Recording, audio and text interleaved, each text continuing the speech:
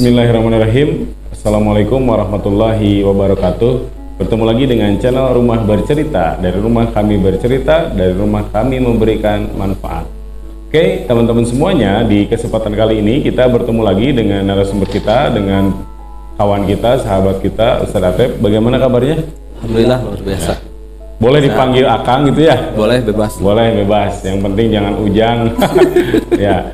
Oke, teman-teman semuanya, kita hari ini akan bercerita tentang masalah hukum sita menyita dalam Islam yang dilakukan oleh orang yang berpiutang, gitu ya saja.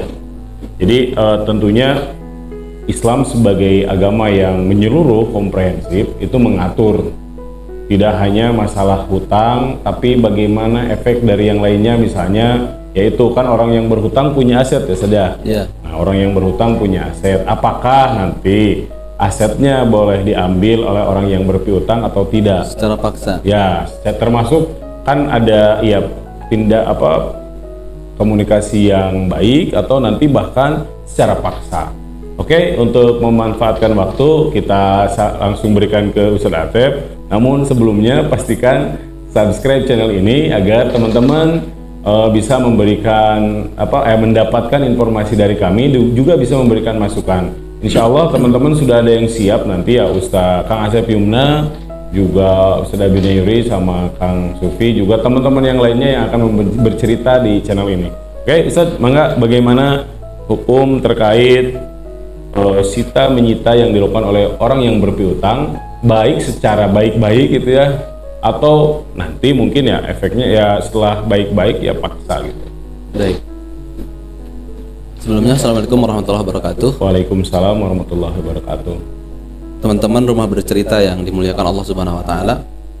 Sebelum kita menjawab seputar permasalahan bagaimana hukumnya seorang yang berpiutang menyita aset orang yang berhutang kepada dia, kepada yang bersangkutan. Sebelumnya Islam sangat-sangat mengatur, bahkan hampir detail tentang tata aturan dan termasuk pola komunikasi antara orang yang berhutang dan orang yang berpiutang. Secara dasar, hukum dasar, hutang piutang itu memang sesuatu hal yang dibolehkan. Dibolehkan dan tidak haram seseorang berhutang. Dari sisi orang yang berhutang mubah. Tapi dari sisi orang yang menghutangkan justru di atas mubah, dianjurkan, bahkan berpahala, disunahkan dan memiliki banyak keutamaan. Sementara orang yang berhutang hukumnya mubah, tapi juga disertai dengan peringatan keras.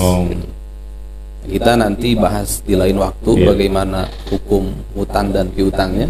Sekarang kita meloncat dulu, fokus ke hukum menyita aset orang yang berhutang oleh orang yang berpiutang. Mungkin sahabat Rumah Bercerita sudah bisa membedakan ya antara utang dan piutang. Nanti jangan-jangan ketika ditanya mendingan punya utang atau mendingan punya piutang gitu kan ya. Karena banyak diantara ketika saya menyampaikan di beberapa majelis, terutama ibu-ibu, kadangkala susah membedakan antara utang dan piutang. Ibu-ibu mending punya utang atau piutang? Jawabannya mending enggak dua-duanya. Padahal utang dan piutang itu kan sesuatu yang berbeda. Utang itu kewajiban, sementara piutang itu aset, hak gitu. Jadi kalau di mending-mending, ya mending kita punya piutang. Meskipun masih 50-50 apakah piutang itu bisa ditarik atau bahkan enggak gitu. Nah, seputar hukum bagaimana menyita orang yang aset orang yang berhutang oleh kita, sebelumnya dalam Islam baik orang yang berhutang atau orang yang berpiutang itu ada adab-adab tersendiri. Mungkin karena hari ini fokus kita adalah orang yang berpiutang, maka kita akan coba bahas dulu adab orang yang berpiutang sebelum nanti ke menyita. Ketika kita posisinya sebagai orang yang memiliki piutang di orang yang bersangkutan, di teman, saudara atau siapapun itu, maka dalam Islam penagihan pun ada adabnya. Kata Rasulullah, man talaba haqqan falyatlubhu bi'afafin wafin au birwafin. Ketika engkau punya hak dan hendak mengambil hak tersebut, maka ambillah hak tersebut dengan cara sopan santun, dengan cara afaf, wafin au ghairu wafin. yang bersangkutan bayar atau tidak bayar, tetap harus mengedepankan adab yang baik, gitu ya. Jadi jangan mentang-mentang kita orang yang sedang mengambil hak kita, maka kita rebut paksa hak kita, gitu. Nggak boleh juga, karena kita pun dilindungi dan disuruh atau dipagari dengan adab-adab dalam Islam. Poin selanjutnya, si orang yang berpiutang, atau kita mulai sebut saja dengan kreditur gitu ya, biar lebih enak gitu didengarnya. Si kreditur di dalam menagih piutangnya, adab selanjutnya adalah dia harus mengedepankan tasamuh. Karena Rasulullah juga menjelaskan salah satu penyebab turunnya rahmat Allah Subhanahu wa taala adalah ketika kita penuh toleran ketika menagih hutang. Rahimallahu rajulan samhan idak tado. Potongan hadisnya bahwa Allah menetapkan rahmat bagi siapa saja orang yang samhan. Samhan itu sama akar katanya dengan tasamuh, penuh toleran, penuh kebaikan, penuh kemudahan. Idak tado ketika dia menagih hutang. Jadi bisa kita bayangkan di sini Islam mengajarkan adab-adab dan etika yang sangat luhur. Bagi orang yang memiliki piutang, boleh jadi piutangnya tidak tertarik. Tapi ketika penuh adab ketika penagihan, boleh jadi piutangnya tidak tertarik di dunia, tapi Allah tetapkan rahmat. Tetap gitu ya, ada jangka panjang, janji pahala gitu, jangka panjang nanti di kemudian hari. Jadi meskipun piutangnya tidak tertarik, masih ada harapan piutangnya itu tertarik dalam berupa rahmat Allah. Atau dalam hadis yang lain justru Islam tidak sedang merugikan orang yang berpiutang, karena orang yang berhutang tidak membayar sekalipun di dunia, tetap ada nanti, kalau bahasa Sundanya balitungannya tetap ada gitu. Nanti di akhirat dalam bentuk transfer amal soleh, transfer pahala. Karena Rasulullah juga menegaskan dalam hal ini bahwa man mata wa alaihi dinarun au dirham, barang siapa yang meninggal dan dia meninggalkan hutang 1 dinar atau 1 dirham, hudiya min hasanatihi, bakal dibayar dengan kebaikan-kebaikannya, bakal dibayar dengan pahala-pahala dan amal solehnya. Walaysa thamma dinarun wala dirham, karena di akhirat nanti tidak ada dinar, tidak ada dirham, apalagi rupiah. Tidak ada harganya. Tidak ada alat pembayaran yang sah nanti di akhirat adalah berupa amal soleh dan amal salah. Maka dari itu dalam hadis yang lain kita temukan muflis itu kan, orang muflisun, rugi, orang-orang yang bangkrut. Dia membawa banyak pahala, sangkaannya banyak pahala, tapi ternyata pahalanya diberikan kepada orang lain dengan sebab di dunia masih ada sangkut paut dalam hal muamalah, salah satunya utang piutang. Nah, jadi itu Islam tidak sedang merugikan andai kata memang piutangnya tidak tertarik di dunia, tapi bisa dikonversi menjadi rahmat Allah, bisa menambah timbangan kebaikan bagi yang bersangkutan. Itu pilihan ya, antara melunaskan gitu ya. Betul. Lebih baik melunaskan gitu ya. Nanti ada hal-hal selanjutnya gitu, insya Allah. Kemudian berikutnya, jadi memang masih banyak. Ada orang yang memiliki piutang sebelum ke penyitaan aset. Jadi ada step-stepnya. Maka Islam menganjurkan sebagaimana dalam Quran surat Al-Baqarah 280.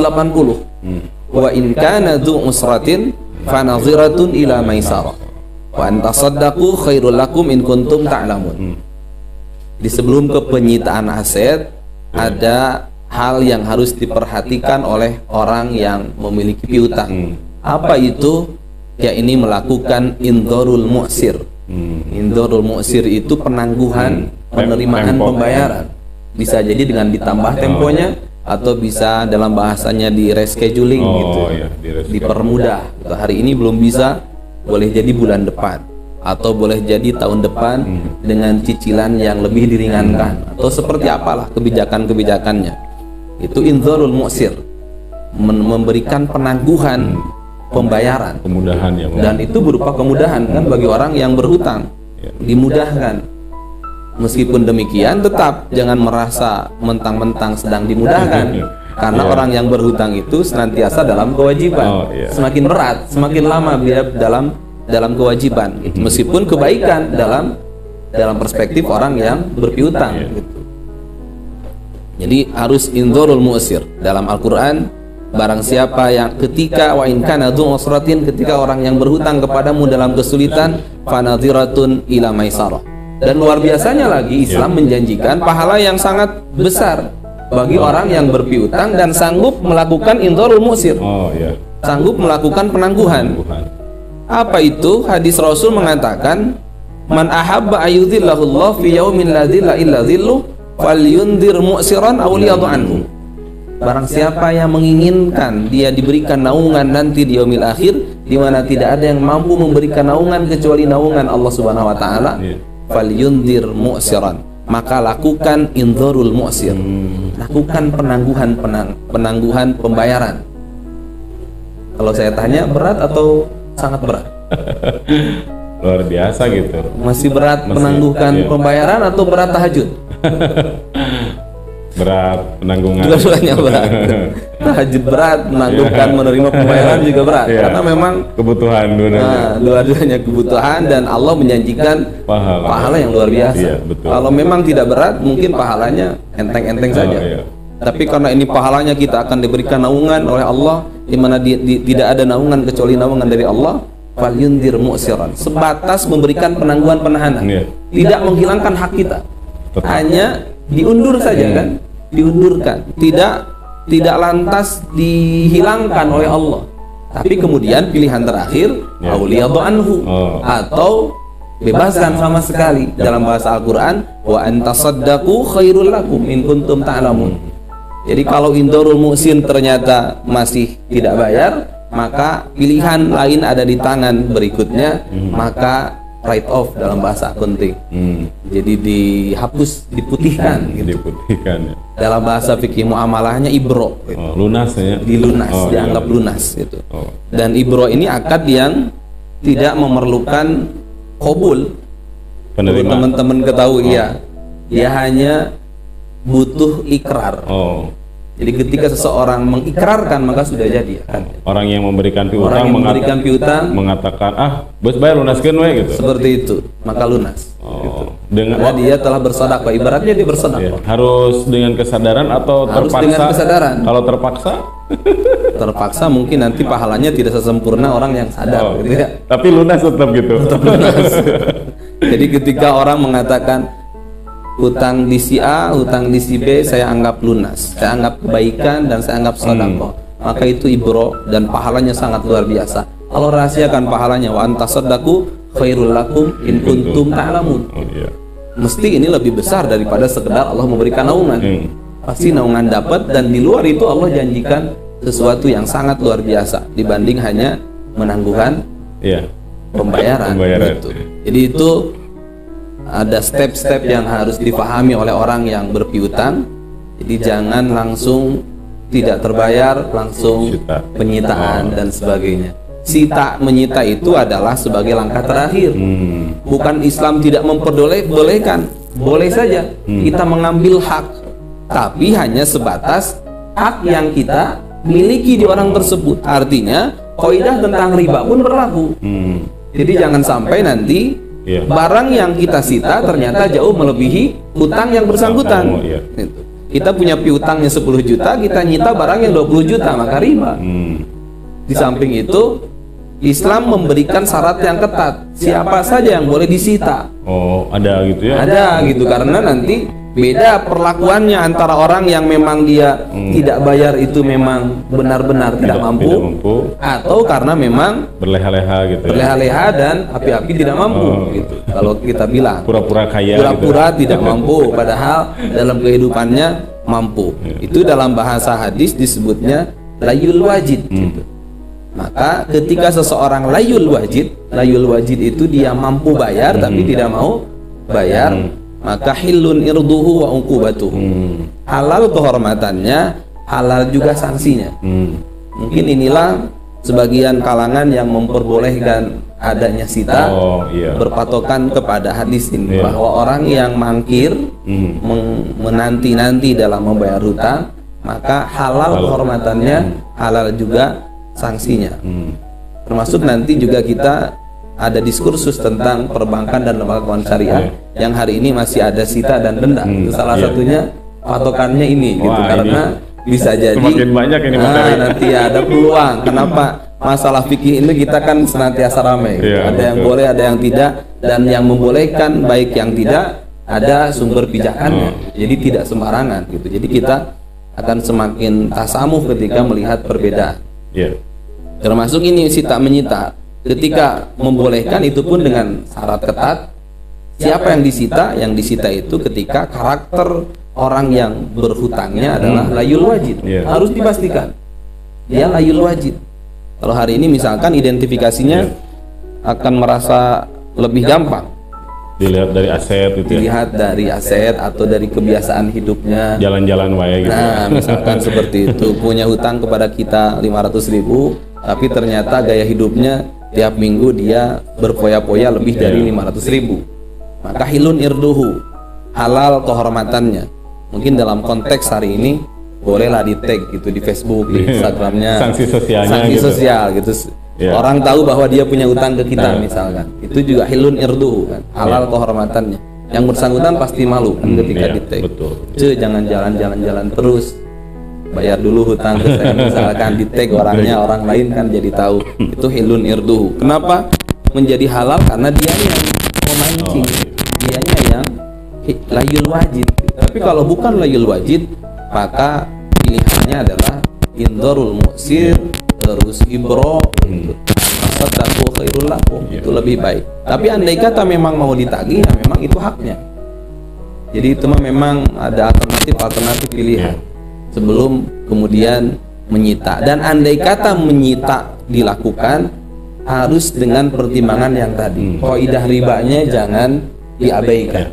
Mesti hutang 5 juta yang disita haruslah 5 juta, atau yang lebih 5 juta itu pun ketika dilelang atau dijual selebihnya harus dikembalikan. Dan itu pun salah satu penyelesaian kan, bisa jadi sumber penyelesaian bagi orang yang berhutang. Kalau tidak selesai kan rugi nanti di akhirat. Maka bersyukur ketika ada orang yang menyita juga, tapi penyitaannya sesuai dengan syariah. Jadi bukan tidak ada sama sekali sita. Boleh saja, apalagi dalam kerangka sita itu menyelesaikan utang piutang. Dan memang tidak pernah akan selesai utang piutang sampai akhirat, ketika di dunia pun nggak selesai. Jadi bisa jadi solusi. Cuman perhatikan adabnya gitu.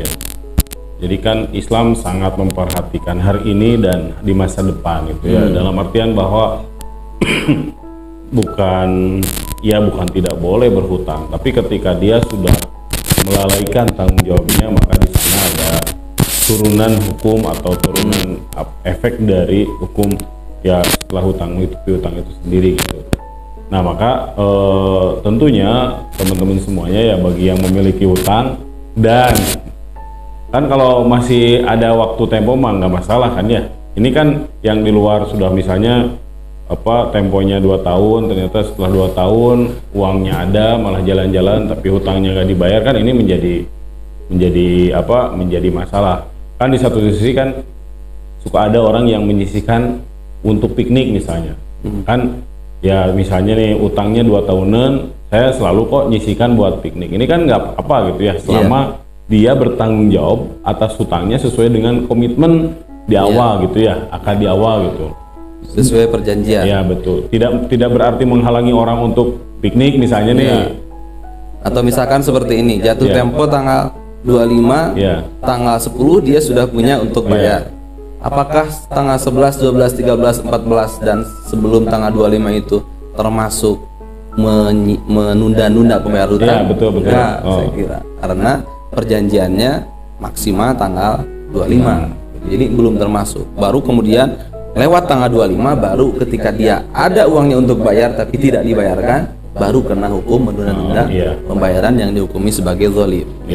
Karena kan al-muslimuna ala syurutihim, orang muslim itu terkait dengan syarat yang mereka sepakati. Jadi kalau di awal sepakatnya setiap tanggal 25, berarti belum masuk kategori sebelum tanggal 25 menunda-nunda pembayaran, enggak. Karena jatuh temponya tanggal 25 begitu. Ya, itu teman-teman semuanya. Dalam Islam tentunya sekali lagi selalu dikaitkan dengan ibadah berhutang itu kan muamalah, tapi ketika nanti ya tetap ada tanggung jawab individu terhadap Allah Subhanahu wa taala gitu ya. Itu saja mungkin teman-teman semuanya. Nanti masih banyak sih sebetulnya ada pertanyaan, misalnya tadi melunaskan ya orang lunas tapi lamun mayar diterima misalnya gitu kan. Itu kan itu nanti ada pertanyaan selanjutnya saja karena waktu alhamdulillah sudah ya targetnya kan 10 menit, 15 ini sudah 15 menit ya. Nah, itu jadi konklusinya kita itu adalah jalan terakhir. Jalan awalnya tetap Islam itu menjunjung etika, artinya ada proses yang harus dilewati, baik yang penagih, yang ditagih tetap kan harus yang pertama komunikasi yang baik, tetap senyum gitu ya. Ini baru dalam perspektif orang yang berpiutang, belum dalam perspektif orang yang berhutang. Oh iya, jadi hari ini dalam kacamata orang yang berpiutang dulu. Oh iya. Belum nanti menjelaskan bagaimana perspektif dari orang yang berhutang gitu ya. Iya, karena berbeda kan. Oh iya, berbeda hukumnya. Itu makanya pastikan memang nggak hanya nonton ini ya. Jadi harus nonton video satu lagi nanti. Video selanjutnya. Insya Allah. Insya Allah dengan izin Allah, semoga Allah berikan kemudahan gitu saja. Ya. Terima kasih. Mudah-mudahan Allah menyehatkan kita semuanya. Kalau ada yang ditanyakan silahkan, nanti ada nomor, kalau bisa dijawab silahkan gitu ya. Nanti dijawab, kalau tidak bisa ya Ustadz juga dan kita semuanya tentunya terus mencari saja, karena fikih itu kan kompleks juga gitu. Juga bagi teman-teman yang boleh nyimpen air minumnya di sini, endorse sangat baik dan ditunggu. Itu saja Ustadz, terima kasih. Assalamualaikum warahmatullahi wabarakatuh. Waalaikumsalam.